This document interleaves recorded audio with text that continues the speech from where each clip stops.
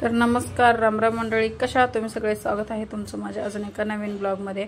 तर हा ब्लॉग टाकायला थोडा उशीरच झाला। तर गावी यात्राच होती, तुम्हाला माहितीच आहे, घरची बोकडं होती। आणि बघा असं मस्त आदल्या दिवशी भरपूर पाहुणे वगैरे, पण दुसऱ्या दिवशी जे मटण राहिलेलं असतं ना ते असे व्यवस्थित ठेवून घरच्या घरी खाण्यासाठी बनवलं होतं। तर बघा इथे 1 किलो अस्वच्छ मटण असेल, राहिलं असेल ते बघा आता एकदम चुलीवरती करणार आहे। कांदा वगैरे बघा सगळं गावरान पद्धतीने, चुलीवरची भाकरी सुद्धा तुम्हाला मी दाखवते। बघा इथे मटण व्यवस्थित असं चिरून घेतलेलं आहे, वेळेने कांदा कापून घेतलेला आहे आणि इकडे चूल आपली पेटलेली आहे।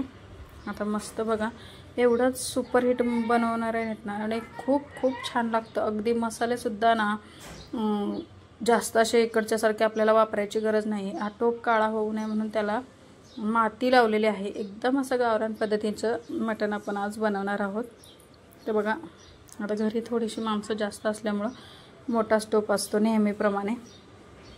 इथे कसं असतं, थोडी माणसं असतात मग आपण थोडंसं बनवतो। आता इथे बघा मस्त त्याच्यावरती मीठ टाकून घेतलेलं आहे, कांदा भाजायला ठेवलेला आहे। असंच कांदा लवकर भाजत नाही ना, त्याच्यामुळे आता वाटण वगैरे करायची अजिबात गरज नाही आहे। बघा तेल वतलेलं आहे, आधी कांद्याचं पाणी सुकवून घेतलेलं आहे, तेल भरपूर वतलेलं आहे। रस्साही थोडा आपल्याला जास्तीचाच बनवायचा आहे, कारण आपण तेवढीच 4 माणसं नाही आहेत, गावी जेवढी जास्त माणसं असतात। हळद टाकलेली आहे, मीठ टाकलेलं आहे आणि आता हे मस्त असं हळदी मीठ लावून त्याला लावून घ्यायचं।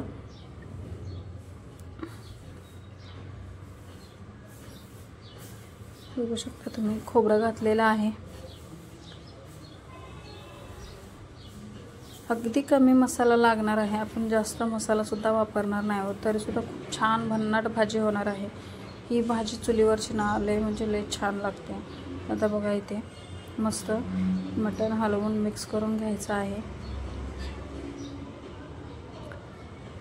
आणि ते अंदाजाप्रमाणे 1.5 किलोच्या आसपास असं वाटतंय मला, वजन केलेलं नाही आहे पण आहे, आता घरचं आहे म्हटल्यावर तशा पद्धतीने झाकायचं आहे आणि वरती ताट किंवा त्याच्यावरती परात वगैरे झाकून ठेवायची आहे मस्त अशी। आणि पाणी ओतायचं, आपोआप मीठ घातल्यामुळे आपण पाणी सुटतं आणि मिठात जेवढं मटण व्यवस्थित शिजेल ना तेवढं। अगदी जाळ बघा चुलीचा कसा व्यवस्थित असा लागलेला आहे, चुली एकदम जुन्या पद्धतीची आहे।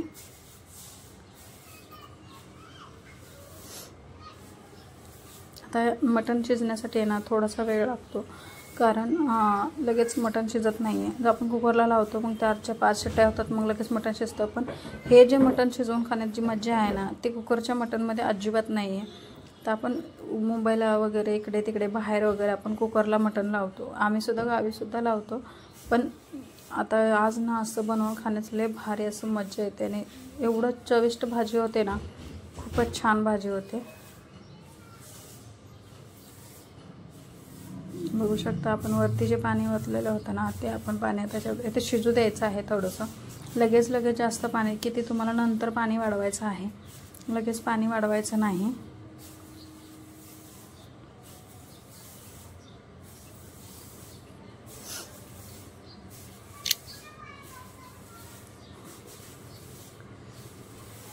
आर चुलीला पडलेला असतं बघा। आता इथे भाकरी मी तरी बनवत नाही आहे, घरचे बनवतात आहे। बघा एकदम मोठ्या मोठ्या भाकरी वगैरे बघू शकता तुम्ही, अगदी गावरान, म्हणजे तसं तुम्हाला घरचीच आठवण येईल हा ब्लॉग बघितल्यानंतर।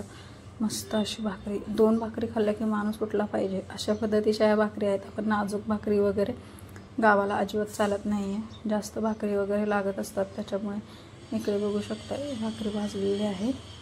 आणि आर किती पडला आहे बघा, आर एवढा सुंदर पडला आहे ना, भाकरी व्यवस्थित छान होते, बघू शकता तुम्ही। आता जे आपण ते अळण घालतो ना, अळण म्हणतात त्याला, तर ते आपण आता पीठ आहे ना थोडंसं भाजून घेणार आहोत, अगदी असं हलक्या ह्याने भाजून घेणार आहोत। बघा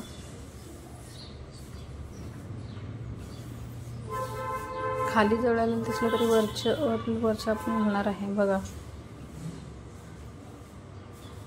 खाली धुरामुळे लगेच पीठ आपल्याला करपते, पण असं जे पीठ आहे ना आणि एक वेगळी भाजीला चव येते अशी वेगळ्या प्रकारची। आता बघा हळदी मिठाचं मुलांना वगैरे कुणाला पाहिजे असेल तर ते काढून ठेवलं जातं, थोडंसं बघा शकताय तुम्ही इथं. लहान लहान लेकरं असतात मग त्यांना तिखट चालत नाही आहे. आता इथे थोडंसं तो बोलतात ना आपण सुट्टा मसाला, तो सुट्टा मसाला बारीक करून घेतलेला आहे, म्हणजेच की आपले खाडे मसाले.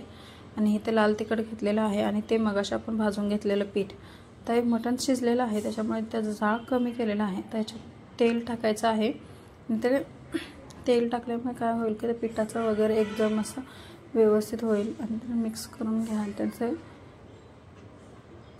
आता आपण फोडणीत आता चटणी टाकतो, पण गावाला ना ह्या पद्धतीने करतात ना ते खूप चविष्ट असं लागतं.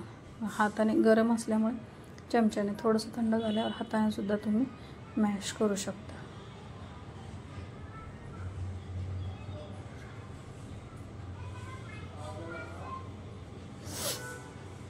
बघा घ्यायचं आहे, मस्त मिक्स करायचं आहे आणि आता हे याच्यामध्ये ओतायचं आहे.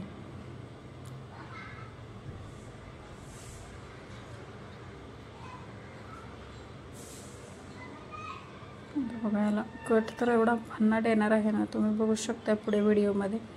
खूप छान असं येतं हे अशा पद्धतीने. आता खूपदा आईकडे सुद्धा माझ्या अशाच पद्धतीने पहिलं रस्सा बनवायचे. आताच थोडंसं ते टोमॅटो वगैरे टाकायचं आणि हे करायचं. आता नसतं आपण खातो, बघू शकता तुम्ही कसला भारी. आणि थोडेसे तर याला आता आपण एक मस्त उकळी काढून घ्यायचं आहे. अशी ही भाजी एकदम भन्नाट लागणार आहे ना, विचारसुद्धा नका. तुम्ही बघू शकता कट वगैरे अशी अजिबात जाणार वगैरे नाही, एवढा व्यवस्थित कट वगैरे आलेला आहे.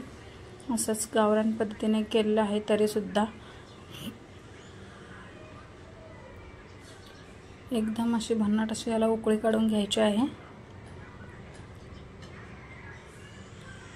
तर गाईज कसा वाटला हा गावरान पद्धतीचा मटणचा ब्लॉग, तुम्ही नक्की कमेंट करून सांगा. चॅनलवर नवीन असाल तर लाईक, शेअर आणि सबस्क्राईब करायला अजिबात विसरू नका. अशाच नवनवीन पोस्ट, नवनवीन रेसिपीसाठी तुम्ही ह्या चॅनलला सबस्क्राईब करून ठेवा, म्हणजे सगळ्यात आधी तुम्हाला हा ब्लॉग बघायला भेटेल. हा म्हणजे सगळेच माझे ब्लॉग.